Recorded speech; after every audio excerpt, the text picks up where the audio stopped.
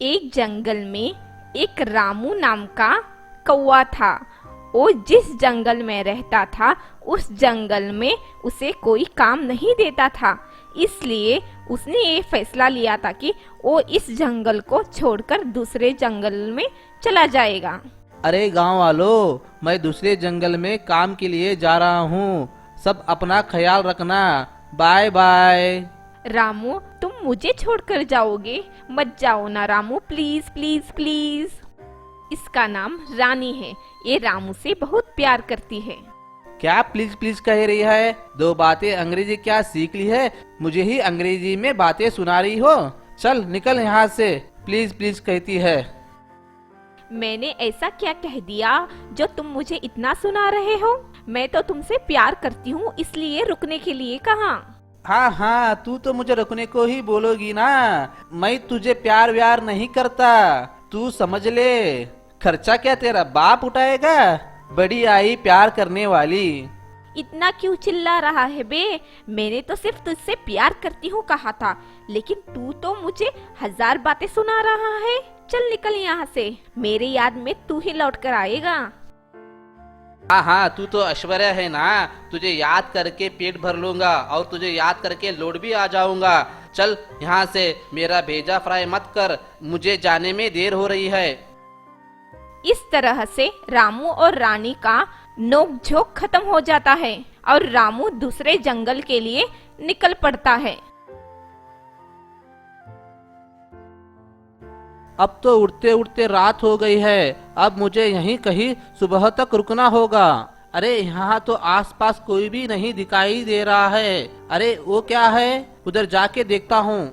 यहाँ पर तो एक अच्छा सा घर है। मैं एक रात के लिए मदद मांगकर यहीं रुक जाता हूँ। सुबह होने पर निकल जाता हूँ। कोई है यहाँ पे? ये किसका घर है? अरे यहाँ तो कोई भी नहीं है। लगता है घर खाली है। आज से ये मेरा घर हुआ। जब भी कोई आएगा घर खाली कर दूंगा। चलो अब आराम कर लेता हूँ। जब रामू आधी रात को सोया रहता है तो कोई दरवाजा खटखटाने की आवाज आती है।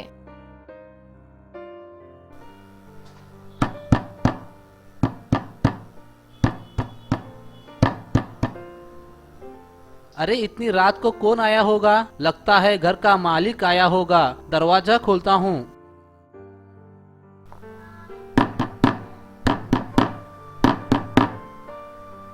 अरे रुको यार, दरवाजा क्या तोड़ दोगे? रामू दरवाजा खोलने लगता है। खोलते ही मम्मी मम्मी, ये कौन सा पक्षी है? भयानक है। लगता है ये भूत है। बचाओ बचाओ बचाओ। तुम मेरे घर में क्या कर रहे हो? जी भयानक पक्षी जी। जी मैं यहाँ पर सुबह तक रुकने वाला था। नहीं नहीं, अभी ना जाने वाला हूँ। माफ करना पक्षी जी। ये कौवा, तू कहीं नहीं जाएगा। आज तो मेरा खाना बनेगा। बहुत दिनों से मैं भूखी हूँ। आज मैं कौवा बिरयानी खाऊंगी। कौवा बिरयानी? ये कहाँ फंस गया यार? ये भयानक पक्षी मेरा बिरयानी बनाएगा। मुझे यहाँ से बाहर निकालो। कैसे भी करके बाहर निकलना होगा। करूँ तो क्या करूँ? हाँ, मेरे पास दादी का दिया हुआ गंगा जल है। उसी से कुछ काम होता है या नहीं, ट्राई करके देखता हूँ। ये बोलकर रामू गंगा जल छिड़क देता है। भयानक पक्षी जलने लगता है। हे भगवान, मुझे बचा लेना। मेरी रानी जो तेरी पूजा करती है उसका फल मुझे देना। मैं उसी से ही शादी करूंगा। प्लीज भगवान। ये तूने क्या कर दिया? मैं कौवा बिरयानी खाना चाहती थी। मैं तुझे नहीं छोड़ूंगी। आऊंगी, जरूर आऊंगी। तुझे कौवा बिरयानी बनाकर मैं खाऊंगी। मिलते हैं, फिर मिलते हैं। भयानक पक्षी जलकर राख हो जाती है और रामू अपने गांव वापस चला जाता है। एक जंगल में एक कौवा राजा था। उस जंगल में राजा की बात हर कोई मानता था। उस जंगल में सोनी चिड़िया थी। और वो एक कारपेंटर थी। एक दिन कौवा राजा सोनी चिड़िया के पास आता है और चिड़िया को कहता है कि वो सोनी चिड़िया, मेरे लिए अच्छी सी एक पलंग बनाना, वो टूटना नहीं चाहिए। हाँ राजा, मैं आपके लिए एक बेहतरीन पलंग बनाऊंगी। पहले ही सोच लेना, अगर पलंग टूट गया तो मैं तुझे फांसी की सजा दूंगा।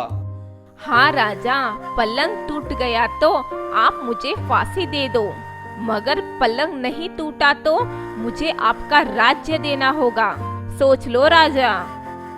राजा सोच में पड़ जाता है।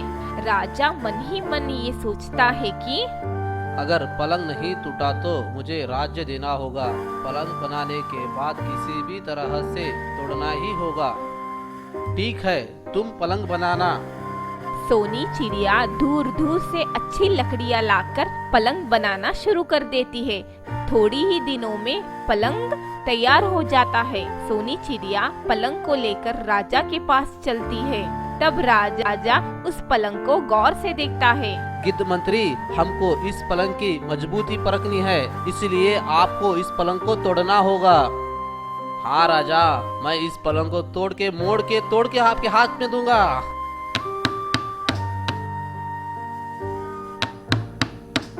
अब मैं इस पलंग को तोड़ूंगा।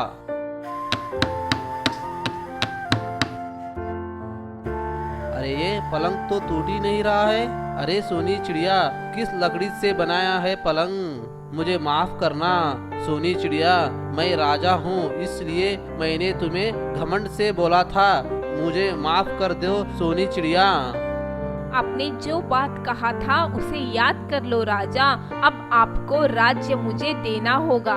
राजा सोच में पड़ जाता है। कैसे भी करके मुझे मेरा राज्य बचाना होगा। हाँ सोनी चिड़िया, मैं वादे के हिसाब से मेरा राज्य तुमको दूंगा, लेकिन तुम राज्य संभाल पाओगी? बोलो सोनी चिड़िया। राजा, आपने जो मुझे घमंड से बोला था, जो बात उसे मैंने कभी भी गंभीर तरह से नहीं लिया था। मैंने तो सिर्फ अपना काम किया था। मुझे आपका राज्य नहीं चाहिए। राजा तो तुम ही रहोगे। मुझे सिर्फ अपने काम का मूल्य दे दो।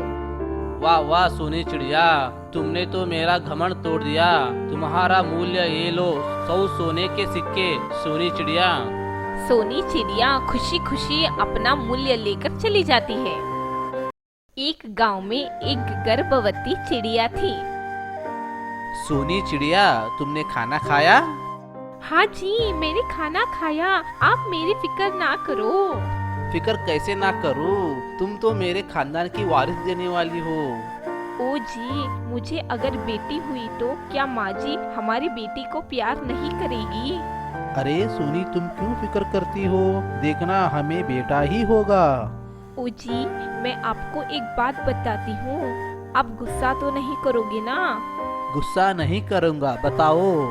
अगर मुझे बेटी हो गई तो? बस मुझे अब इसके बारे में बात नहीं करनी है। अब तुम आराम करो। इस तरह से कुछ दिन बीत जाते हैं। माँ जी, कुछ दिनों में मैं अंडे देने वाली हूँ। थोड़े दिनों के लिए मैं मायके जाकर आती हूँ। सोनी, तू कहीं नहीं जाएगी, तू यहीं रहेगी, कहीं मत जाना। मगर माँ जी, मैं थोड़े दिनों के लिए ही जा रही हूँ, जल्द आ जाऊंगी और मैं अपना ख्याल भी रख लूंगी। ठीक है, चली जाना। कुछ ऊंच नीच हो गया तो मैं छोड़ूंगी नहीं। सोनी चिड़िया मन ही मन ये सोचती है कि अगर मायके में कुछ ऊंच नीच हो गया तो माँ जी गुस्सा होकर मुझे और माँ पापा को भी खड़ी खोटी सुना देगी। इससे तो अच्छा है कि मैं इधर ही रुक जाऊं, कहीं पर भी ना जाऊं। माँ जी, मैं मायके नहीं जाऊंगी। मैं मायके चली गई तो आपके कामों में हाथ कौन बटाएगा? ठीक है, मत जाना मायके। कुछ दिनों के बाद सोनी चिड़िया अंडे दे देती है। अरे बेटा, सोनी ने 2 अंडे दिए हैं और वो कुछ ही दिनों में बाहर आ जाएंगे। भगवान करे बेटा ही हो। कुछ दिनों के बाद उस अंडे से एक बेटा और एक बेटी आते हैं। अरे बेटा, तुझे बेटा हुआ है। बेटा मुबारक हो, बेटा हुआ है बेटा। माँ और एक अंडे में? बेटी हुई है। अरे माँ, इतनी उदास होकर क्यों बेटी हुई बोल रही हो? माँ आप चलो बच्चों को देखकर आते हैं। हाँ चलो चलो, मैं भी पोते को देखना चाहती हूँ, चलो देखते हैं। हाय मेरा लाल, मेरा पोता, कितना सुंदर है तू मेरा लाल। ये बोलते ही पोते ने दादी माँ को लात मार देता है। कोई बात नहीं, आखिर पोता है और छोटा बच्चा भी तो है। ये लो माँ जी, पोती को भी हाथ में ले लो। सास अपने पोती को हाथ में लेती है। अरे बहू, बेटी का रंग सांवला है। पोती दादी को झप्पी देती है। देखो माँ जी, पोते ने आपको लात मारा और पोती ने झप्पी दी है। ठीक है ठीक है, अरे मेरी दादी माँ, अब मुझे छोड़ दो, तुम मेरी प्यारी पोती हो, छोड़ दो। पोता या पोती दोनों समान है।